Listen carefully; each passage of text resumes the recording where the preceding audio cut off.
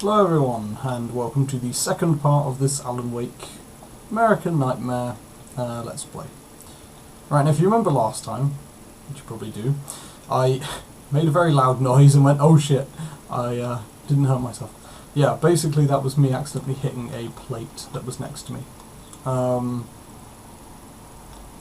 Yeah. I won't go into detail. But anyway, so now last time we were talking to this woman about stuff. I had to restart, but it's fine. I've gotten back exactly where I was, so yeah, let's continue talking to her. What was that you said about my aura? Oh, I'm very spiritual, you know. I can see things, but I only use it for healing and helping people. I'm like a wise woman, you know? I give people insight and advice. Look, just because I say crazy things doesn't mean I believe everything. Don't be like that. Maybe you should take a few crystals with you if you're going out there. It might be dangerous. They soothe your energies and focus your mind. It's fantastic. Nope, not talking to you anymore. Bye. Oh, fine.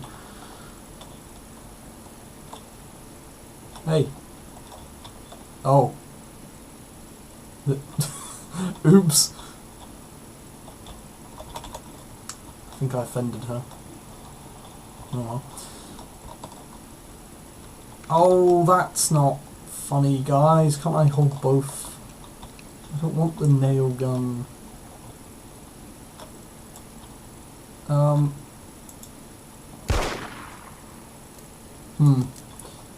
Sorry guys, I guess I got rid of a bit of the dialogue there. Whatever. Let's just move on. Okay, so oh, the ammo's back. That's handy. Before you say, oh, but you said you restarted. Ah, yes. However, I did pick it up again because I like continuity. Anyway, what's this? A radio. Radio. What's going on with that radio? Well, here you are, about to enjoy another cool Arizona night with me, Eddie Rodman, the host with the most. Hey, any of you guys remember Old Gods of Asgard?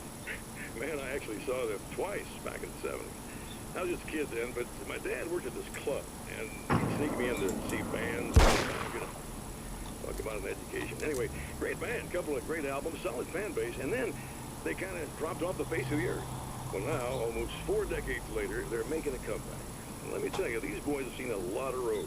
They're some serious rock and roll veterans, because they weren't too young even back in the day. Well, now I've got Odin and Tor Anderson, 2 of the original Old Gods, in the studio with me, along with our manager, Barry Wiggler. Nice to have you guys here. Oh, hey, great to be here, Eddie. Yeah, hey. Hello! Now, boys, let me just come right out and say this, all right? Spring chickens, you ain't. I mean, you guys, you make the Stones look young. You're only as old as you feel. Who you calling old? Now, your last album was 1978's In the Valley of My Shadow. And then you stopped playing altogether after that. Why? And what made you do a comeback after all this time? Well, it was a sad thing. See, the original bass player for Old Gods, Fat Bob Balder, passed away in leukemia. Bob had leukemia, poor bastard. Yeah, after that we didn't feel like playing no more. Long story short, I ran into these guys up in Washington, and it was obvious to me that they still got it. So I figured, hey, let's make some music, right? They went for it. Now, Barry, you were a literary agent before this, right? Uh-huh. Yeah, and you were very successful. You represented Alan Wake, I believe, who disappeared under mysterious... Yeah, hey, I just want to talk about Old Gods tonight. Is that cool? Can we do that? Oh, yeah, sure. Listen, why don't we take a little break, and then later on in the program, we'll hear the new Old Gods single. Stay tuned, folks. Well, at least Barry landed on his feet.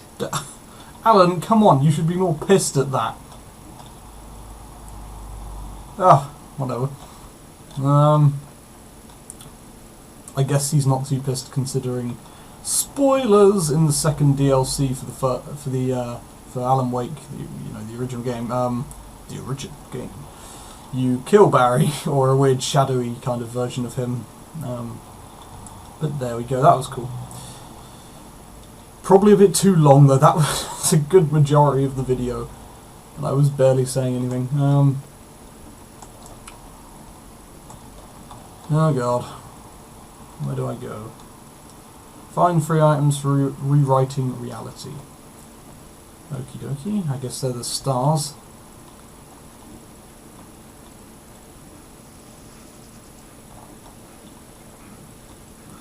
Kind of feels like I'm playing Slender Man now. Sorry, I heard something behind me. Let's go to this one. Seems to be the closest. Oh! Okay. Wait. Whoa! Okay.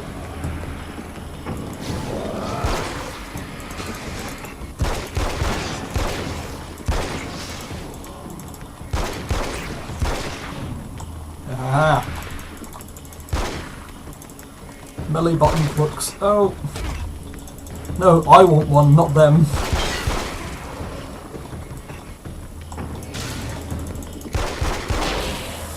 Ah. A valve.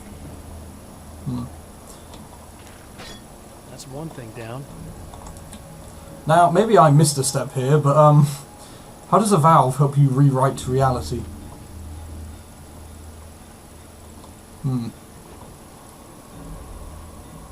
Well, I guess we'll see, won't we? Oh, hello, manuscript page. Ah, shite, it's the third one. Oh well. Oh! Oh yeah, she gave me one. To change reality, you nudge it into the right direction. Your version of it is there, waiting. It wants to come true. All you need to do is help it achieve its potential. The devil is in the details. You change the details of the scene to match those on the page. If you get the details right, if you achieve that critical mass, the shift will come, and the rest of your new reality overrides the existing paradigm. The lie, no matter how outrageous, is now the truth. Well, that makes no sense. At the oil derrick, the wheel had been jammed in place and turned until the oil gurgled and flowed thick and flammable. The warning lights were blinking in a fast rhythm, bright and steady, powered by the battery. The Kasabian CD was playing in the boombox, all distorted guitars and intense beat. High above, some piece of orbital junk or another collided with the satellite, knocking it radically off course. Trailing debris, it screamed down from the skies at an impossibly steep angle. All that high-tech engineering reduced to nothing more than a bullet that would destroy whatever it hit. Kasabian reference? Okay. Not reference, name drop. Fair enough. I guess Alan was big into Kasabian.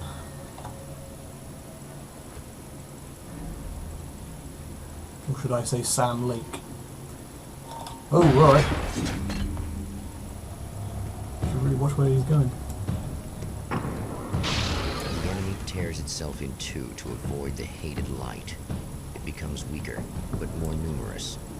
Such is the arithmetic of horror. Interesting. Well, no, yeah, that is pretty interesting, I guess. Mechanically, as a mechanic in the game, anyway. That was just messed up. Really, Alan? That is messed up. I'm sorry, but if you haven't played the first game, then that is really a facepalm statement. Because he goes through a lot worse things than that.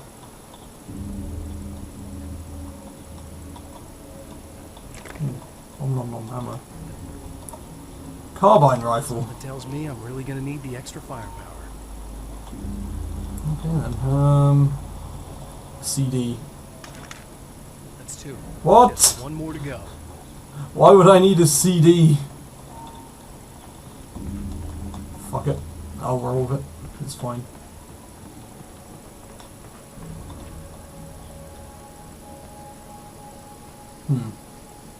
Another manuscript.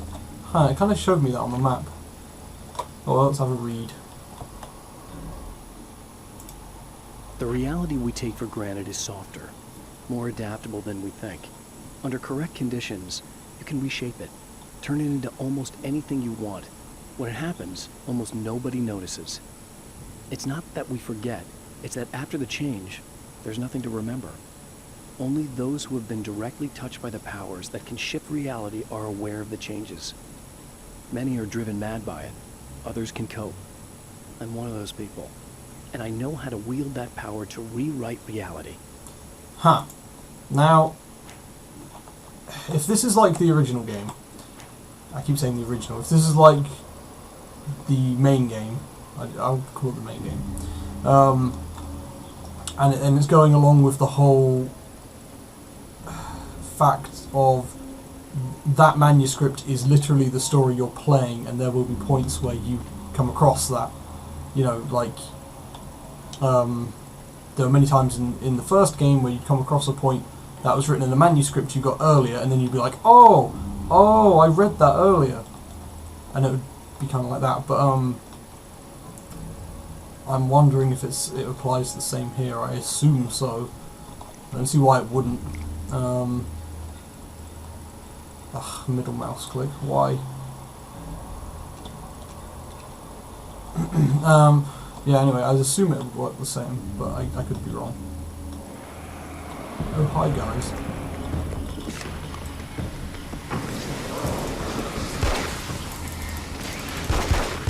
Yeah, can't run out, shall we?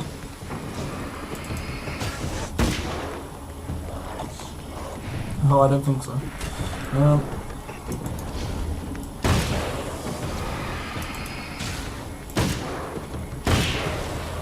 The shooting was quite satisfying. But it is very similar to the first game, but then I suppose how much can you really change? It was, you know, it worked fine.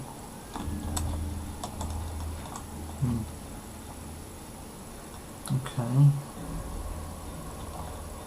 Back.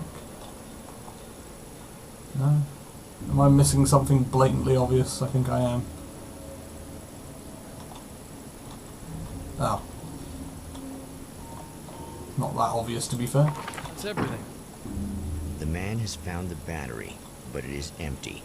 It will need to be recharged. Oh man. Man. This man is not happy. This man also has many faces. Aha, reference.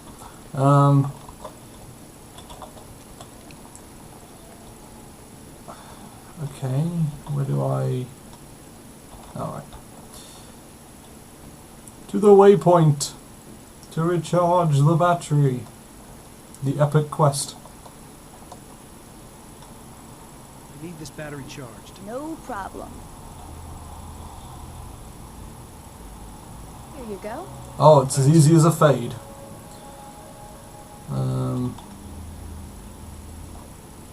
Listen, I don't know what's going to happen exactly when I do this. My memory's a little hazy. I don't even know what that means. All I'm saying is you don't want to come anywhere near the oil field, alright?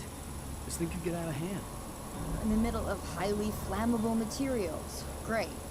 I'll do my best to contain it. Just please don't turn out to be some kind of crazy terrorist guy, okay? What? What? Oh, Alan's still a bit of a dick as well, which is kind of funny, because I don't really like her. Okay, I'm gonna go now. Wish me luck. Wait a sec, I want to ask you about something first. What did you mean with that my memory's a little hazy thing? I had a pretty rough time coming here. It was like being caught in a tsunami. I blacked out for a while.